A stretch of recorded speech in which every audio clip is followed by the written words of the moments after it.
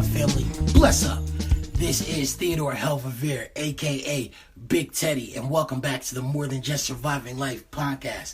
Thank you for being here with me today. Thank you for coming back in and being part of this experience, part of this journey, and let's jump right into it. So what we are talking about today was truly on the menu, and something that's real big and real important is the laws of attraction.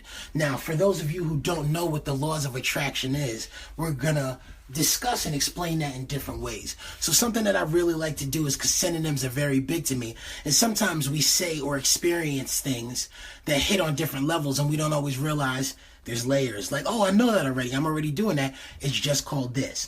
So when we talk about the laws of attraction, it basically means the energy put out determines the energy that comes back in, okay? So when it was Gandhi, everybody's problematic phrase, it was be the change you wish to see in the world. Another very common one is your focus determines your reality, okay? Or we can go with the Yeezy, the old school Yeezy that we all respected. They say your attitude determines your latitude. I'm high as a motherfucker, fly as a motherfucker. Say all of this is the same thing, right?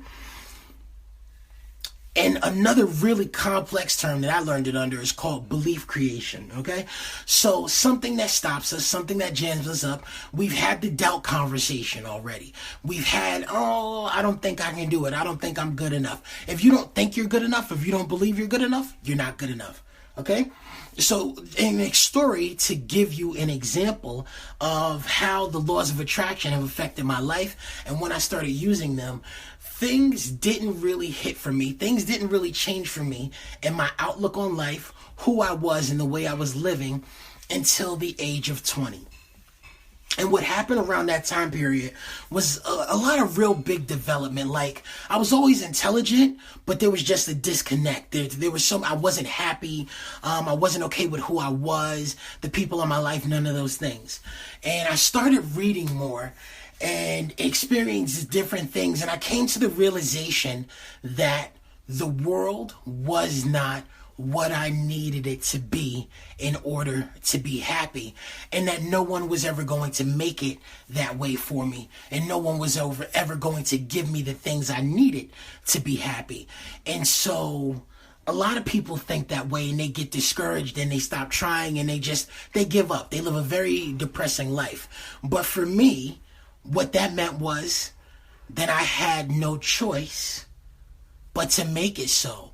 And I came up with this commitment, with this ideal, with this reason for me to become a new person and work towards new things, right? And the ideal that I started living under, and this was born of suffering. This was born of pain. And just the real tragic state that I was living in. And I'm talking about not just depression, but the place of actively wanting to be dead all the time. And I've seen people talk about it. And it was something that I wanted to put in the book, but my editor was like, let's leave extreme shit like that out. But it's something that's real and needs to be talked about, because there are people that don't want to kill themselves, but want to die.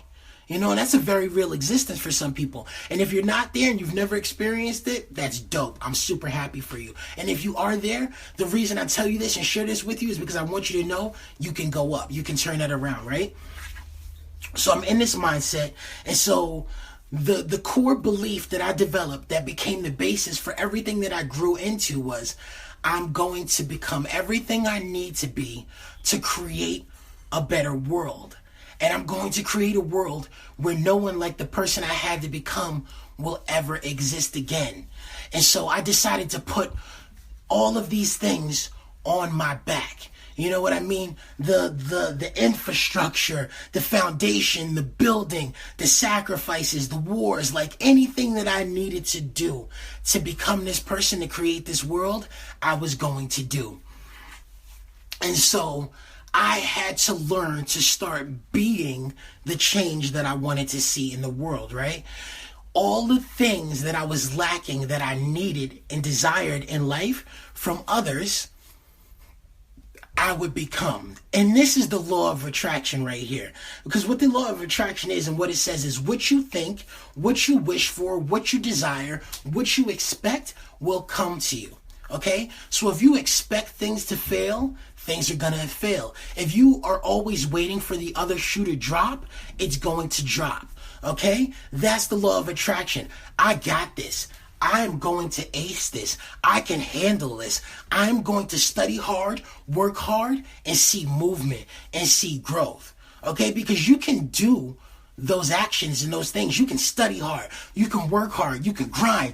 You can double down. But if you don't believe it's going anywhere, if you don't believe in your ability to succeed, if you don't believe in the reason that you are doing these things, we always talk about the power of belief and believing in yourself, that no matter how hard you work, how hard you struggle, it's not going to go anywhere. The laws of attraction, okay? You have to be determined to pull to you and into your life the things that you want and the things you need in order to achieve happiness and success. And you have to start separating from yourself from everything that is contradictory to that.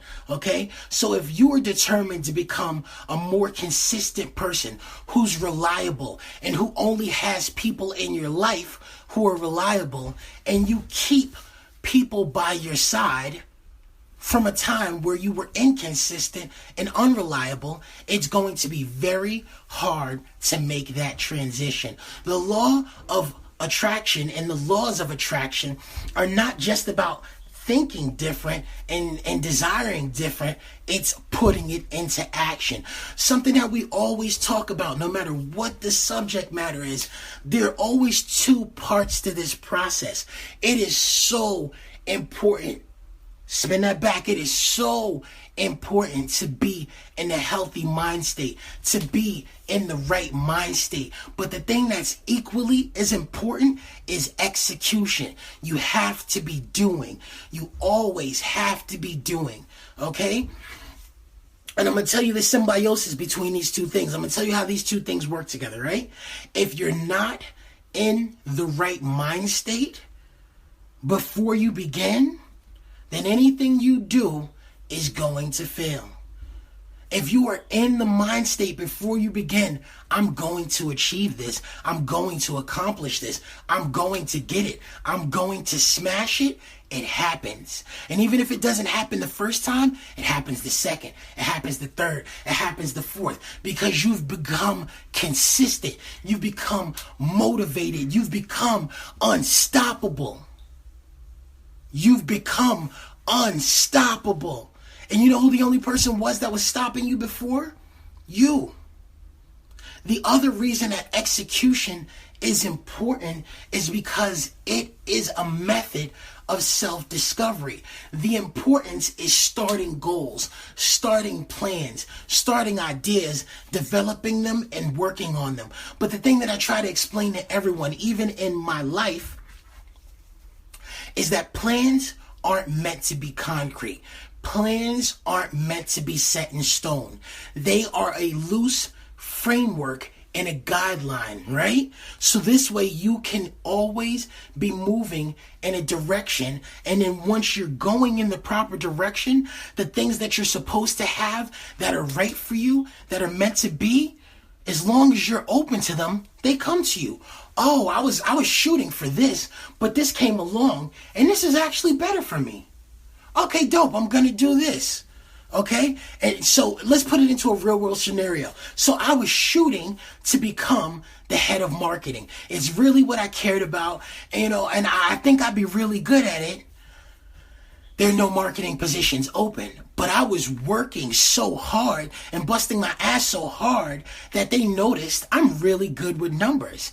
And I guess I am good with numbers, but I didn't think of that as one of my strong points. So there's a position to be a VP for the CFO.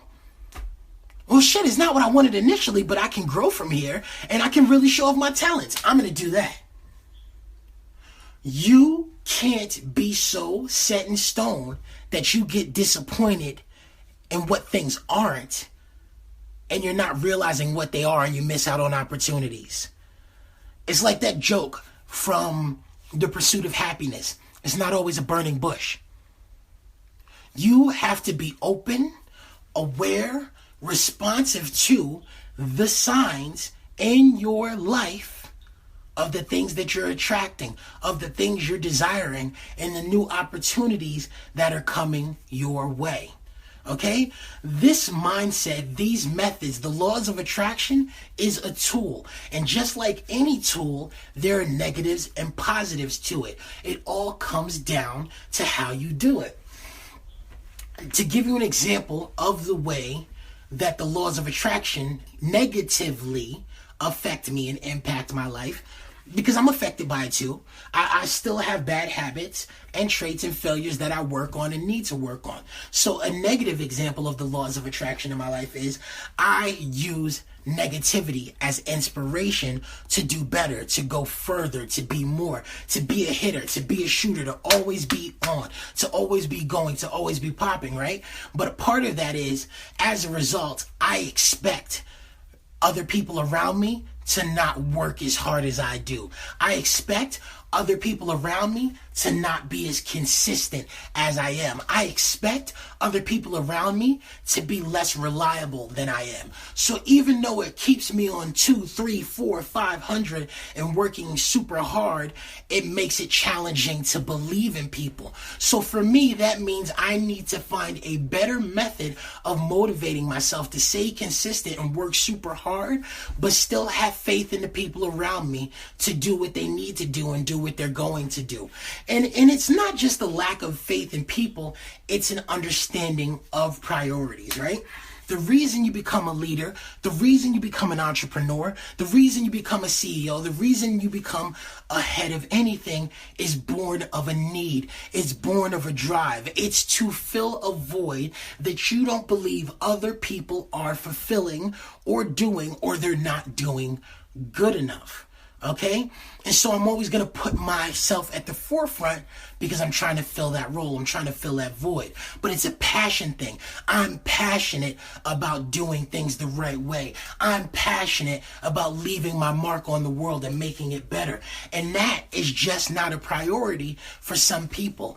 If you're working with a person that kind of cares about what they're doing, but it doesn't speak to their soul, it doesn't motivate them, it doesn't set them on fire, if they haven't figured out how to find that in their belly, then it's going to be harder for them to fulfill their obligations when they're doing certain things because they're just going through the motions.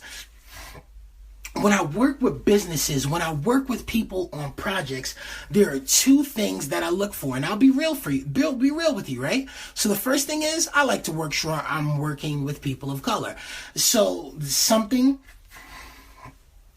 I discussed last night on Twitter, something that I'm going to actively talk about on the show, and something that I talk about just in face-to-face conversations, is investing in our community. And this is another example of the laws of attraction. We invest in black and brown businesses because we are a black and brown business. So we don't just invest in black and brown businesses, we invest in our community, because that's what you're doing when you invest in a black or brown business. You have to walk the walk if you're going to talk the talk. I care about my people. I want to see us do better. I want to see us have more and growth and become achievable. You cannot continue to invest in people that don't invest in you, don't care about you, don't care about your community, don't care about your people. That goes for your banking, that goes for your business, that goes for your life. Okay, it doesn't matter if it's a relationship or if it's who you spend your money with. You have to be invested in people that are invested in you. So the two things I look for: one, I look for black and brown businesses to support. The editor of my book is a black woman. The person who does my main marketing and advertising for a lot of our projects and our sales is a gentleman who is both Dominican and African American in descent, I believe. We invest in our community. The second thing I look for is consistency and energy, and those things go hand in hand for me. The guy who's handling my book marketing right now is so passionate. His name is Tony. I believe it's Mose or something like that, and he does hip-hop book reviews. And as soon as I saw his first book review, not even just off the strength of the books he was reading, but the energy in his reviews and how hard he goes for his reviews, I said, no, I need to work with this guy. Okay? You get what you put out. So my passion and my energy is on 10. My smile is on 20. I'm always giving off what I like to see. When I talk to people, whether I'm getting ready to jump on a flight or I'm just interacting with the person that's selling me a bagel, it doesn't matter. Hi, how are you doing? I'm polite. The smile is there. How's your day going? What's going on with you? This is really awesome. I enjoyed this service. This wasn't so great. How's the energy that you give to people changes their day. Every interaction matters, and that's what you get back. I was in Canada one time, right? And I need to fly back from Halifax to Toronto to New York. When I get to my flight in Halifax, the flight between Toronto and New York had been canceled. So I couldn't check in properly because there was no flight for me. And this was rough. And this is 5 a.m. This is happening, and I'm finding this out. And it got canceled overnight, and they didn't update anybody online. And I'm talking to the stewardess at the kiosk, and I'm very friendly. How are you doing this morning? I know it's early. You got a lot of people going on. That must be rough. I hope your day is going all right, though. Yeah, no, I love flying with this airline. And she was just so refreshed and so happy to be talking to someone that wasn't rude and wasn't nasty and wasn't snotty. That not only did she find a connecting flight for me, she upgraded me to the front of the plane, didn't charge me anything, and it was really, and she, thank you, have a great day, you made my morning better. It was so refreshing to talk to you. And this was a beautiful experience for me that I'll never forget. And here's something that I want to clarify in this as well. This is not about what you can get out of other people by being nice to them. That is the wrong reason. The only thing that I ever want from anybody in any commercial experience is what I'm owed. Nothing less or over. I want what I pay for, and I want to get what I pay for. So when it comes to advertising, when it comes to clothes shopping, I don't invest in cheap things. I don't buy cheap things, not because I'm bougie or I don't know. It's about getting the quality of your investment. Okay, so when I pay for someone to provide me a service, I'm paying for their passion. I'm paying for their energy. I'm paying for their dedication and their commitment. This person believes in their brand. This person believes in their product. I am awesome at marketing, but I'm horrible at marketing. And the reason is because I don't like to feel like I'm taking or asking people for money. But if I believe in something and I think it's great, I'll talk to you about it for free. This is a really amazing thing. I started using this. I didn't think this was going to work out. And it was really great. And it's changed my life in this ways and this and this and this. And people always tell me, oh, you should work for this company. Do you work for them? No, because it's not about that for me. I'm not looking for what I can get back from you. All I really want to do is share good things with people for the right reasons. Good things that make people feel good. I want you to have an awesome day, and I want you to do that in the best possible way. So if me using this was really helpful and I didn't think it was going to work, and you were on the fence and I can tell you about it and it's going to help you, yeah, I'm going to do that. You should never, when you are doing good things for people, when you are living the law of attraction, when you are building a life around yourself to make the world a better place, even though you're doing it to attract those things in your life, there's a way to do that unselfishly. You know, you're doing what's right for the right reason, because on a whole, that affects the world and makes it a better place. But if you're treating people better and buying nice things for people and gifting and presents and shit like that because you want people to reciprocate in that capacity, it's wrong. Okay? It is not enough to do the right thing if you're doing it for the wrong reasons. Your intent matters. Your intent always matters. If you're holding the door open for someone because you want them to say thank you, instead of because it was something that you felt you wanted to do in your heart because it was polite and respectful, you're doing it wrong. If you get the thank you, dope. If you don't get it, it's not a biggie. You still did the right thing. Doing something nice for a rude person that doesn't appreciate it or deserve it doesn't take away from you if it's not you devoting your life to that individual. You feel me? It's not a loss. You still did a good thing.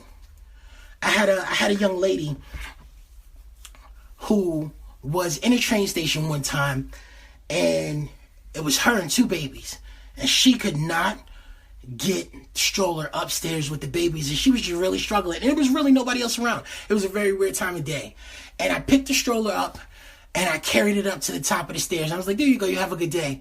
And she said, thank you so much. Are you a Christian? And I laughed, me being an idiot, and I was like, no, I'm a hell of a Veer. Have a good one. Like, but this is me living every single day the laws of attraction.